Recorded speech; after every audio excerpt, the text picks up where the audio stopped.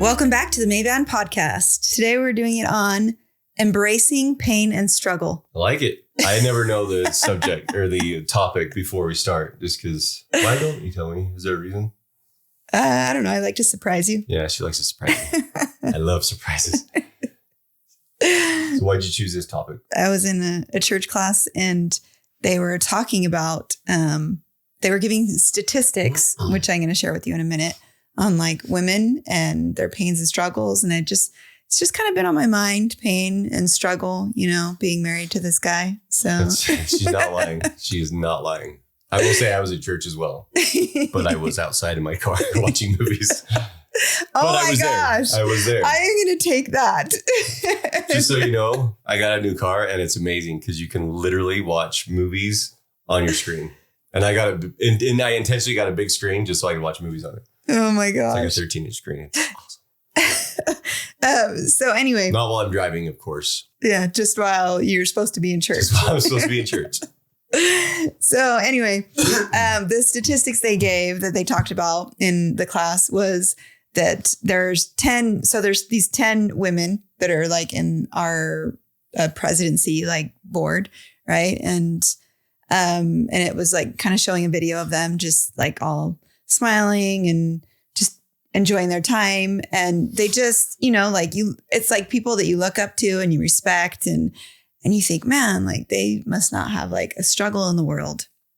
And I know like we tend to do that a lot. Yeah. Just in like I think everybody does. Social media or like anybody we see as like doing better than us financially or anything. Or even just like you look at random people and like, oh, I bet they're so happy in their marriage. I do that all the time.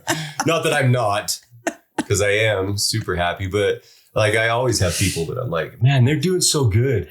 Like how they do it. And then later on we hear they're like, well, we hate each other. I'm like, yeah. Well, actually, anytime we get in a fight or an argument, he's telling me all these people that have better marriages than us. I don't do that. I don't do that quite that often. Yeah. Like I will say it but she sent me something today. Like I'm starting to believe in these horoscope things. Like I don't remember what it said, but basically whatever I am just vomits out of their mouth when they get angry. Don't really mean anything you say, but I just, bleh, which is kind of true. Actually, it said your toxic trait was like telling the truth when you get angry. I don't know if I do that. I just vomit a lot of bad words out of my mouth, mean stuff, sarcasm. Yeah. But, yeah. Yes. Anyway, sorry. Go ahead. Back to where we were. So there's these 10 women and they gave these statistics, right? On like things that these struggles that these 10 women have gone through. So 6 have experienced financial problems out of the 10 women. 4 have experienced infertility. 9 have family members with addictions. Are we going to hit all these? 2 are battling chronic illnesses. 1 is a stepmom. 7 have had loved ones incarcerated. Okay. 1 has experienced the death of a spouse. 9 work outside of the home. And 4 are stay-at-home moms, because we all know that's a struggle. It is. And all have been affected by depression or anxiety. So I just thought that was interesting. It just like got me thinking, like we're not alone in our struggles. Yeah, we all struggle. Nobody has a picture perfect life. No one. We all struggle. And like, I mean, out of these things, I was like, oh, like how many of those things do we have out of all those? Yeah, we've hit a few on there. Yeah. Like not the incarceration yet, but it's probably coming. Well, I mean, if you like a loved one, like I've had we do. We have cousins, had family. Yeah, family. Yeah, like. No, I agree. I think it's a great topic.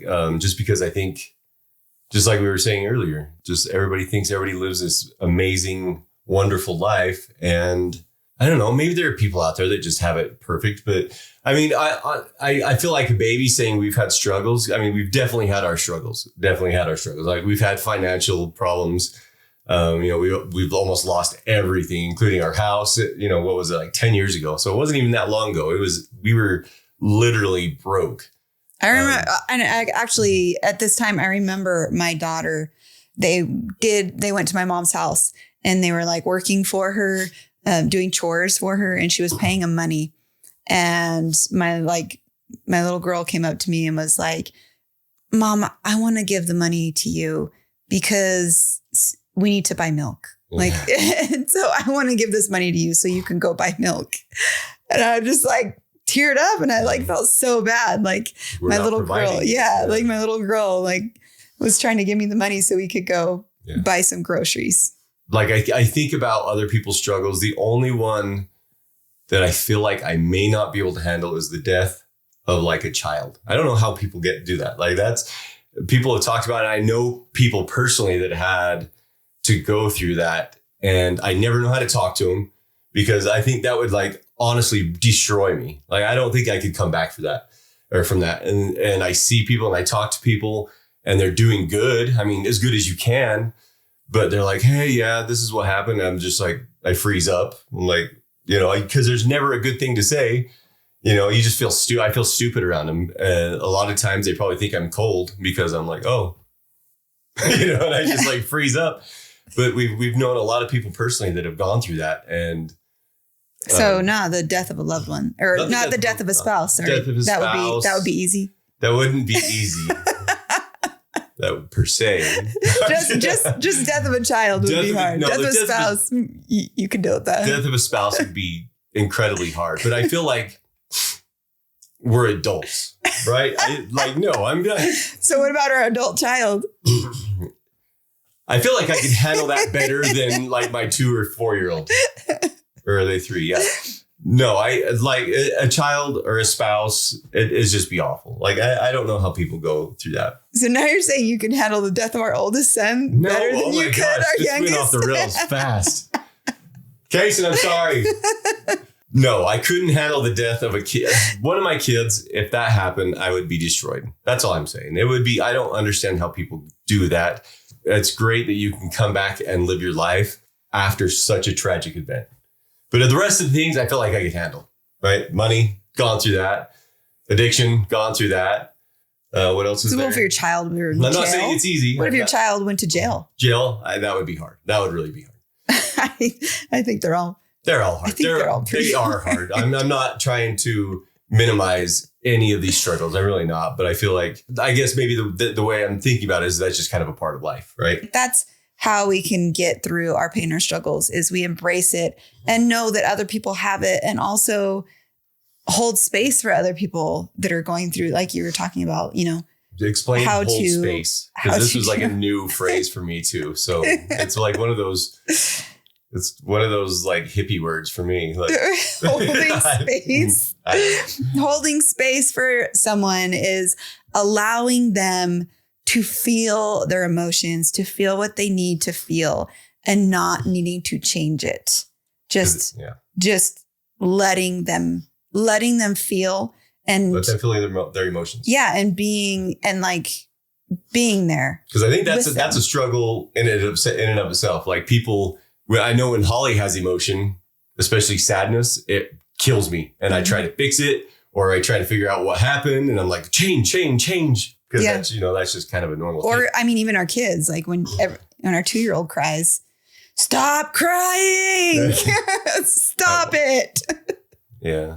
Right? I think a lot of parents do that. Stop crying. Yeah, what is wrong with you? Don't shake them. But yeah, it's hard. Sometimes, you just let them feel their emotion. I'm still learning that. It's a hard thing for me. And like being okay with it. Not, you don't need to take it on. You don't need to take on the emotion. Yeah. That's an important point. But just like letting them feel what they're feeling and just being there with them. Yeah. Yeah. So Bryan, how do you embrace the struggle without like consigning yourself to like the fate of it? Just saying like, this is my hand and this is what I'm going to deal with. Like, how do you embrace it without basically letting it take over? I think that's a good question. It's a really good question. I think the first thing that comes to my mind is, I'm going to get a little religious here for a second, but I feel like God put us on earth. I know a lot of people think it's like a test and all these other things. I feel like God put us down here to have joy, right? I think that's like our reason for being is, if you believe in a God or a higher power, whatever you believe in, I believe God created man and woman to have joy, right? And so I feel like whatever it is that you want in life, like, don't stop for it. Like, don't quit. Like, if you feel like, okay, so if I'm going through a financial struggle, we'll say finances, right? Well, I mean, choose a hardship. You're going through addiction, right? So I could very easily decide, like, okay, this is just it. This is the way my life is going, and give up. I think that's the difference with how many stories have we read of millionaires or billionaires that said, I was this close to quitting, right? I was so close. I was ready to give up because it was so hard. And I feel like that is part of the process, right? Is perseverance and not quitting. Like, if you look at everybody that's ever been successful, everybody wants to quit. Everybody was just like, that's just, I've thought that so many times. I'm like, hey, I just want to be a normal schmo. And everybody is just so different.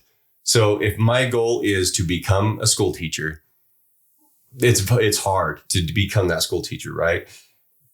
But how many people do it because they didn't quit? It'd be very easy to just stop. But the quote that I loved from Les Brown, I don't know if you know him, great.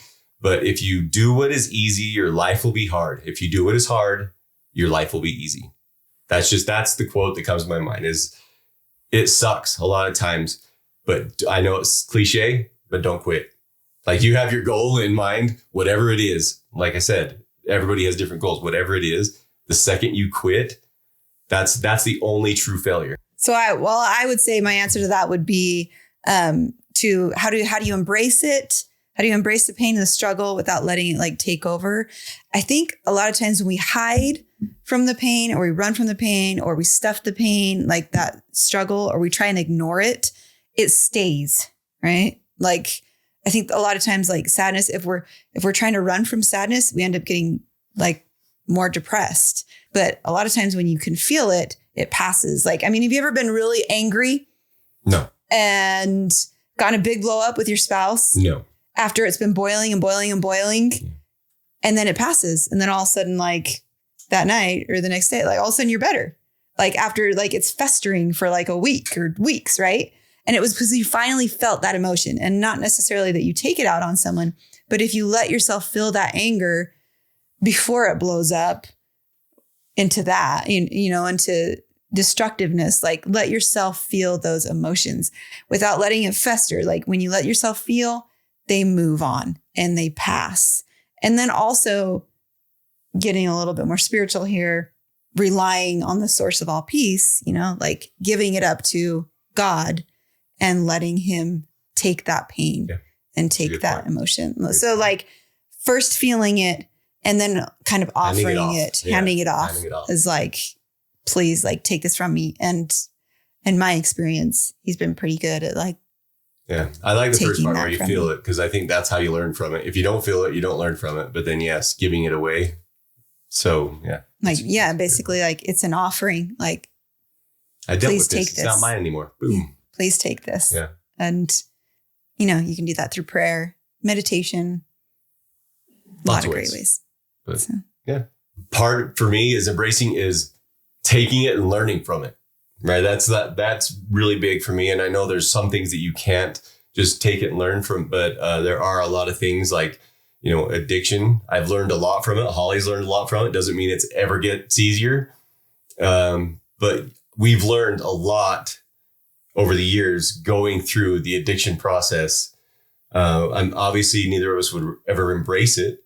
We would never, because it sucks. But I think learning from it.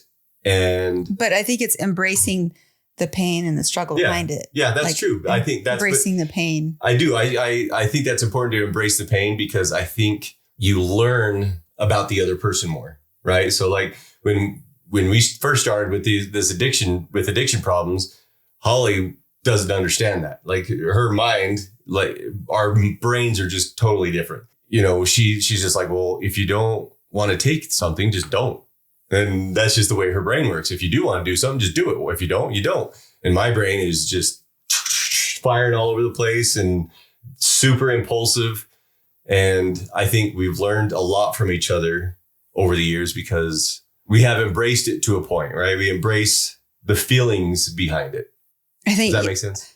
Well, yeah. And like, I think when you're going through struggles, well, I would say that would be one of the things, like when you're going through struggles, you need to embrace the emotion of that struggle. Like allow yourself to cry, allow yourself to be angry, allow yourself to experience fear, and know that like, it's okay to have these very real emotions, not necessarily dumping them on other people, taking your anger out on other people, but experiencing them and feeling them. Because a lot of times we try to hide from our emotions.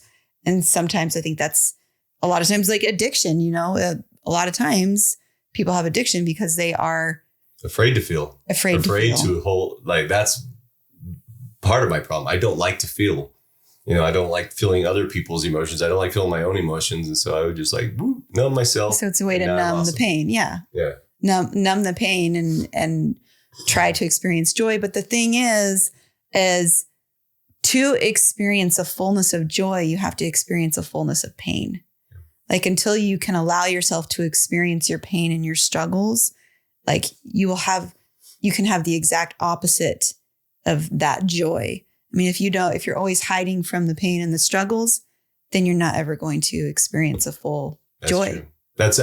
That actually reminds me of something Holly said today.